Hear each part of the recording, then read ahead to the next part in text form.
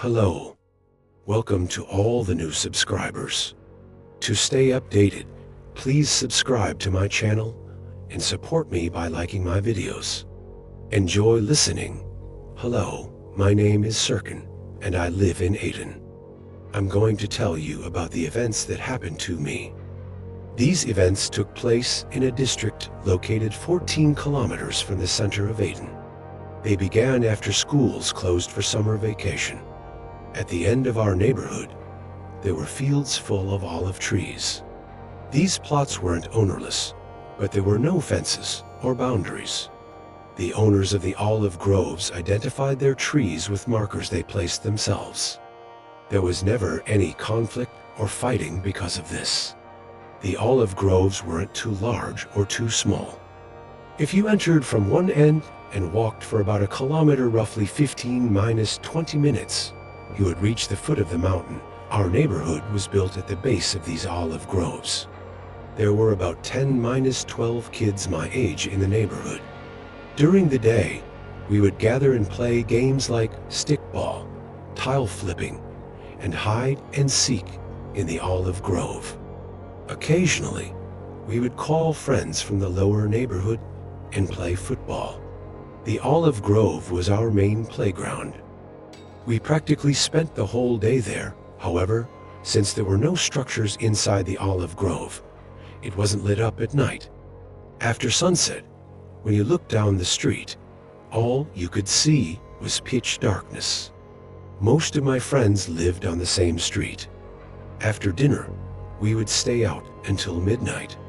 Our families would sit outside their doors, chatting with each other while keeping an eye on us. In the evenings, we usually played tag or hide and seek. There was only one rule: no entering the olive grove. Even though we spent most of our days playing there, once night fell, it became eerie, and an inexplicable fear would creep into our hearts. We spent the summer playing games. Although autumn hadn't arrived yet, slight chills had started to appear at night. Carrying the excitement of summer, we continued to go out and play games in the evenings.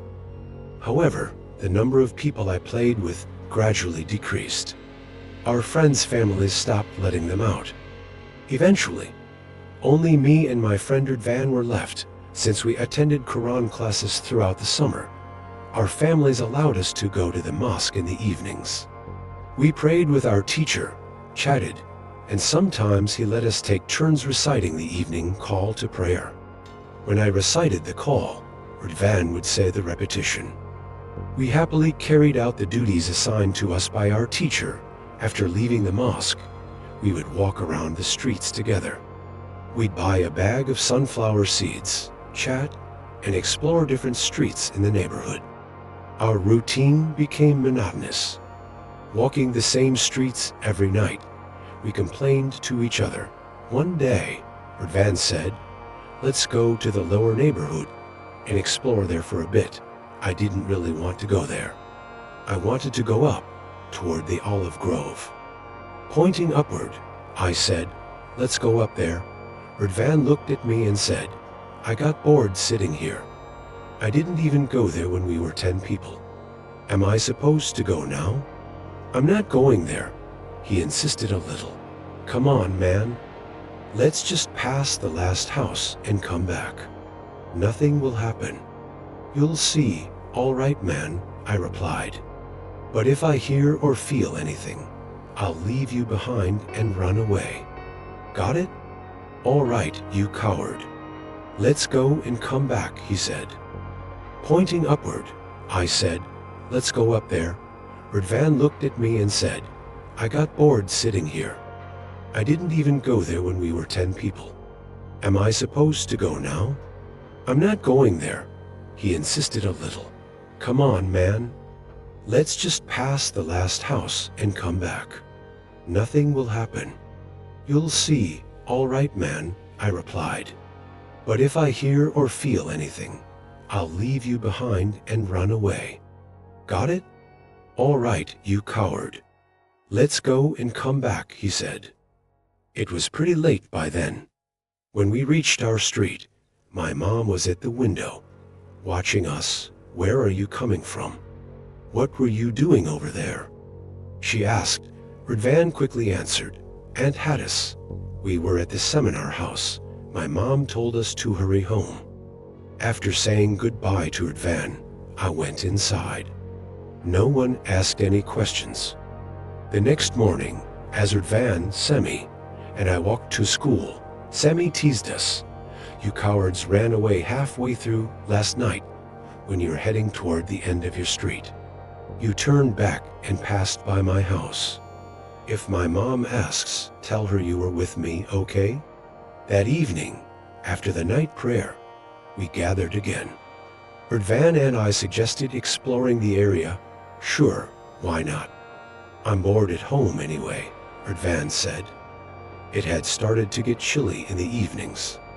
That place, the Olive Grove, was always on my mind. The desire to go there at night burned inside me. Unable to resist, I asked my family if I could go to the Olive Grove at night. Redvan hesitated again, but since Semi was as eager as I was, Redvan reluctantly agreed. Redvan seemed less scared than the previous time. I also had a strange feeling inside. Turning to Semi, I said, "Let's not enter from our street. My mom might catch us. Let's go from another way, okay?" They agreed. The route became much longer. Acting as if nothing was wrong, we entered the street and walked until we reached the last house and the final street lamp. There, we stood still, staring into the darkness of the Olive Grove. A shiver of fear ran through us. Perhaps we were waiting for one of us to suggest turning back. Our eyes must have adjusted to the dark, because we could see the ancient fig tree where we used to play during the day. In the daylight, we would climb its branches and play games. Turning to the kids, I said, "Look, the fig tree is visible. Let's go." Taking a step toward the darkness, I called out, "Semi, we've come this far. Let's go." Redvan, with heavy steps, we cautiously moved toward the tree. We must have been walking very slowly because we hadn't reached the tree yet. While walking, suddenly Redvan stopped. "What's wrong?" we asked, looking at him. Redvan was staring at the tree. "Run, man! Run! There's someone there!" he shouted, then turned and ran without looking back. His running startled us, and we followed him. Actually, we hadn't seen anyone near the tree. Redvan was in front, and we were behind, running until we reached the end of the street. Breathless, Redvan stopped and asked, "Why did you run, guys? What did you see?" There were a few people near the tree, murmuring and talking. "Didn't you hear them?" Redvan said. "No, we didn't hear anything," Semi replied. "If you didn't hear anything, why did you run?" Redvan asked. "You started running, so we got scared too," Semi explained. After catching our breath for a moment, we started walking home. On the way, Redvan's mom was outside, looking at Semi. We said goodbye to our families and went our separate ways. The next morning, as Redvan, Semi, and I walked to school, we talked about the previous night. Who could have been in the Olive Grove at that hour? What were they doing there? Redvan wondered aloud. Since neither Semi nor I had heard anything, we couldn't comment. Later, I suggested to Redvan, "If you want, we can check it out after school. Maybe there are some traces." They agreed. After school, without changing our clothes, we entered the Olive Grove from the same street. The frightening atmosphere from the previous night was gone. We carefully searched around the fig tree and wandered a bit inside the grove before returning to the neighborhood. For several days, we went out in the evenings. But the topic of the Olive Grove wasn't brought up much. When I didn't go out, Redvan and Semi thought about going to the Olive Grove, but Redvan refused to go without me. Semi gave up. 2 weeks had passed since we last entered the Olive Grove. In the evenings, after the night prayer, we would meet up and hang out. One evening, I suggested going to the Olive Grove again. "Let's go," Semi agreed. When Semi said, "Let's go," Erdvan reluctantly fell silent. The winds had picked up, and as we walked through the olive grove with the kids, Erdvan said he heard a sound. Suddenly, a strong wind began to blow. The branches of the trees rustled, and sounds came from the bushes. This time, all of us were scared. We ran back to the street. When I entered the street, I stopped, but the others kept running until they reached the end of the street. I paused for a moment, catching my breath, then looked back at the olive grove ... in the darkness. There was something or someone. It was making strange, unsettling movements. It swayed to one side, then the other. I looked at the kids with me. They were also looking at me from the corner of the street. When I looked back at the shadow, it was gone. Whether from fear or another reason, I was trembling uncontrollably. The kids started shouting at me. Some of the neighbors came out and said, "Go home, kids. Why are you shouting in the middle of the night?" While waiting there, I calmed down a bit. I kept asking myself why I hadn't recited the verses I knew by heart. Looking over my shoulder repeatedly, I went to join the others. Semi asked, "Why didn't you come, man?" We were so scared. There was something there, I said and described what I saw. Walking home, I thought, let's figure out what it was tomorrow. Should we go back and check? I said this not because I wasn't scared, but to seem brave. Of course, the others wouldn't dare go either. Erdvan, trembling with fear, said, "May nothing bad ever happen to anyone who goes there again, or even thinks about it." Semi added, "Let's go home, guys. Nothing good will come from being out here at night." Saying, "It's up to you," they headed home. As soon as I got home, I went straight to my room and lay down. Every time I closed my eyes, the shadow from the olive grove appeared in my mind. In our area, houses are either two-story or single-story. Our house was single-story, and my room's window faced the street. As I was lying in bed, strange sounds came from the street. I didn't have the courage to get up and look. Finally, I forced myself to fall asleep. The next morning, as I walked to school with the kids, no one mentioned the previous night's events. Semi and I were in the same class and sat together, while Erdvan was in the grade below us. During recess, I asked Semi, "Do you want to go back to the olive grove? Do you want to go?" He replied, "I do, but Erdvan won't come." I said, "All right, let's just the two of us go." Semi suggested. We made plans to wait until evening. On the way home, I asked Erdvan if he wanted to join us in the olive grove that evening. "Are you crazy, man?" Ever since I went there, my dreams have changed. I can't sleep properly. "I'm not going, and neither should you," he said, smiling at each other. We parted ways. When I got home, my cousin Yasemin was there. She's 7 years older than me. After promising not to tell anyone, I told her about the incidents in the olive grove and what I had seen. Unfortunately, she didn't know much either, but she shivered as I described what I'd seen.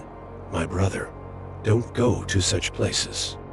If something happens to you, your parents will be devastated," she advised. Evening came, and we went to the night prayer. Erdvan and a few other friends were there, but despite my careful observation, I didn't notice anything unusual. As I thought to myself, would Semi do something like that? He doesn't seem like the type to scare easily. He must have a good reason. Semi turned to me after the prayer and said, "I'm leaving. Are you coming?" "I'm going home," I replied. "In my opinion, you shouldn't go either. Semi isn't here anyway." We parted ways. I was determined. I was going to enter the olive grove that night. I went to Semi's house and knocked on the door. His mom opened it. "Auntie, I was wondering if Semi came to the mosque." "I hope everything's okay," I said. "No, dear. He went to the city center with his father." "They haven't returned yet," she replied, saying, "All right, Auntie. Have a good evening." I left. Pretending to head toward my house, I walked slowly. After Semi's mom went back inside, I quickly turned and walked briskly to the point where the light ended and darkness began. There, I stood silently, enveloped in darkness, staring at the olive grove. Reciting the basmala loudly, I took steady steps forward. I reached the base of the fig tree, leaned against it, and looked around. Mockingly, I said aloud, "Cowardly Van, why didn't you come? Look, there's nothing here." Deep down, I wanted someone to see me standing there, leaning against the tree in the darkness. Surprisingly, these thoughts made my fears subside and my courage grow. I relaxed and wandered among the trees in the olive grove. There's nothing to be afraid of here. We've been panicking for no reason, I thought. After wandering for a bit longer, I started heading back. From between the trees, I could barely make out the direction of the houses. Thanks to a faint light as I moved toward the light, I got closer to the street I had entered from. Suddenly, I froze in my tracks. Oh my God, what is that? The street seemed to be covered by a black shadow. Even the areas illuminated by the streetlights turned gray. I tried not to panic, but my breathing had changed. Looking carefully at the street, I saw a silhouette resembling a human face staring at me from one of the nearby trees. It was expressionless, shapeless, and lifeless. Even now, I wonder how I didn't faint or scream at that moment. I thought I could escape through the other streets, which appeared normal under the yellow streetlights. Filled with confusion and thoughts, I started reciting the prayers and verses the teacher had taught us. With every step I took, my pace quickened, and my prayers grew louder. Without looking back at the street, I hurried toward the other one. Finally, I reached the entrance of the street. Suddenly, stopping my prayers, I ran toward home. When I reached the door, I was out of breath, my heart pounding faster than ever. As I caught my breath at the door, my cousin appeared at the window. "Are you here? Your mom asked me to check on you. Come inside already," she said. I went inside, washed my face and hands, and went to my room. My cousin followed me with curious eyes. "Tell me, where were you? You're as pale as a ghost," she said, still trembling. I recounted what had happened. After comforting me and giving some advice, she left. I lay down on my bed, still scared. Morning came, and since it was the weekend, there was no school. I went out toward the olive grove, looked around briefly, and came back. When I returned to the front of the house, Van was outside, heading to the store. He came over and asked, "What did you do last night? Did you go to the olive grove?" I told him about the incident and said I wouldn't go out at night anymore. I also told Semi about it. At first, he didn't believe me and thought I was joking. But when he realized I was serious, he said, "Let's not go out anymore after this." The weather had gotten colder, and we only went to the mosque for the night prayer before returning home right away. Several weeks passed without any incidents. The memory of what I had experienced slowly faded from my mind. One night, after the night prayer, I went home and went to bed. I don't know exactly what time it was, but I woke up to the sound of something hitting the iron bars on the window. Lying there with my eyes open, I listened to the sounds. Suddenly, they stopped. Just as I was about to close my eyes again, something approached the window from outside, blocking the light completely. I could only see it from the corner of my eye. A whisper mixed with a growl said, "Do you think it's over?" I swallowed hard as tears streamed down my face. Each breath felt like it might be my last. Something tapped the window with its nails, shook the iron bars, and hit them intermittently. After a while, the growling stopped. About 5 minutes later, the morning call to prayer began. I got up, performed ablution, and prayed. I prayed to God to protect me from such creatures. From then on, I slept in constant fear, waking up at the slightest sound. It was Ramadan, and my cousin Yasemin had started visiting us more often. Her parents lived in the city center, so she stayed with us, sometimes for 3 days at a time. Her presence helped me quickly put the past incidents behind me. I was almost forgetting about them when one early morning, I heard footsteps pacing back and forth in front of the house. Thinking it might be the drummer for the dawn meal, I opened the curtain. Just as I was about to open the window, the silhouette I had seen in the olive grove appeared in front of me. I pulled back and left the room. My family was having breakfast and tidying up. They looked at me with puzzled expressions.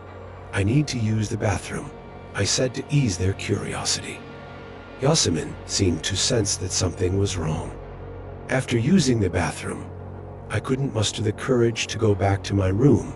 My mom said, "Go to bed, son. Why are you wandering around?" Yasemin called out, "Come here, together." We went to my room. She closed the curtains and then the door. "Tell me what happened," she asked. I recounted everything I had seen and heard. After listening to me, she took out a Quran, opened the window, and looked outside. "There's nothing there." "Go to sleep," she said and left. I didn't say anything to anyone. Exhausted, I lay down, wondering if I would hear another sound. I eventually fell asleep. In the morning, I went straight to the kids and told them about what had happened. They were as shaken and scared as I was. Nothing happened during Ramadan. Days passed, and Ramadan ended.